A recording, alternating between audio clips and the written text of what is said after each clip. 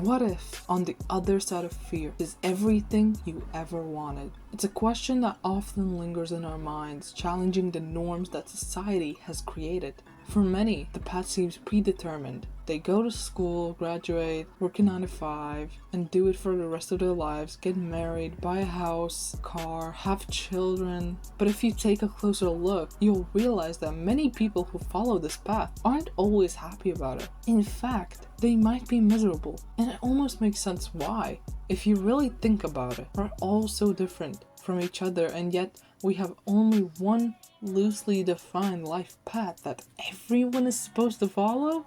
And if you want to go a different path, such as become an artist, you need to carve your own path. There is no one defined road that guarantees success.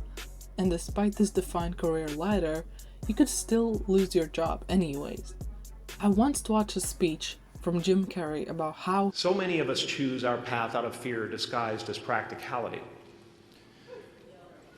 What we really want seems impossibly out of reach and ridiculous to expect, so we never dare to ask the universe for it. I'm saying, I'm the proof that you can ask the universe for it. My father could have been a great comedian, but he didn't believe that that was possible for him. And so he made a conservative choice. Instead, he got a safe job as an accountant, and when I was 12 years old, he was let go from that safe job, and our family had to do whatever we could to survive. I learned many great lessons from my father, not the least of which was that you can fail at what you don't want, so you might as well take a chance on doing what you love. the lesson here is that you can fail at what you don't want, so you might as well take a chance on doing what you love. I always sensed that this wasn't my destined path. The monotony of routines drives me to the brink of insanity within mere weeks.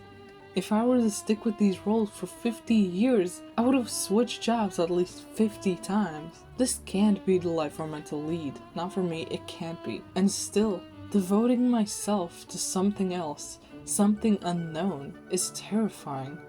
I see artists that make a living doing what they love, and I think that's gonna be me someday. But the sad truth, the part we see less of, is that most artists never do become famous or make money from their passions. This reality first hit me 2 years ago when I watched a movie called Tick Tick Boom.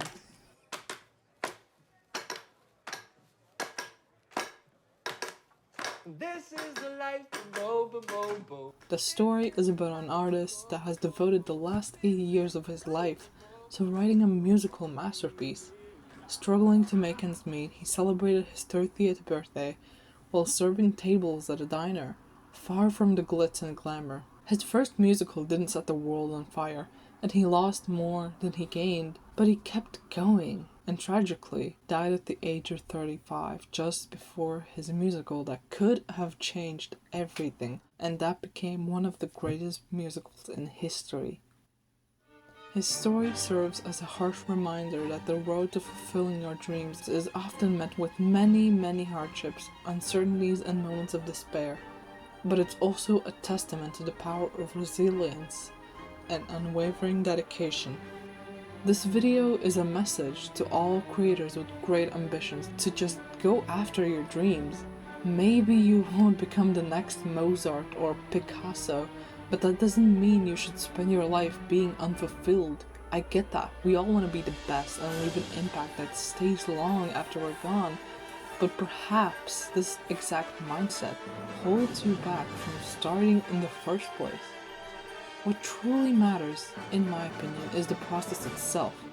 If I can do what I love every single day, even if I make minimum wage, that's still better than working a meaningless job. Happiness means so much more to me because this life won't last forever, so I might as well enjoy it. So what if, on the other side of fear, is everything you ever wanted? Maybe it's time to step outside your comfort zone and embrace the unknown, letting your passions guide you on a journey towards the extraordinary. Because in the end, it's not about the fear that defines us, but the courage to confront it head on that leads us to the life we've always imagined.